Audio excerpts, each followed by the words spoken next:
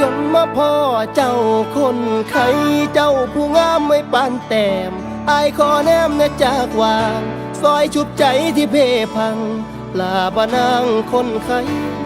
สิเป็นไปได้บ่ท่านอายสิขอไปเคียงกายท่านเจ้าบ่มีภัยคันได้นางมาเคียงข้างสิขอหักนางไปจนแก่โปรดรับใจเอาไว้แน่ให้เจ้าแลในเด้อคำยามหนาวไอ้กะสิกอดยามนอนไอ้กะสิหอม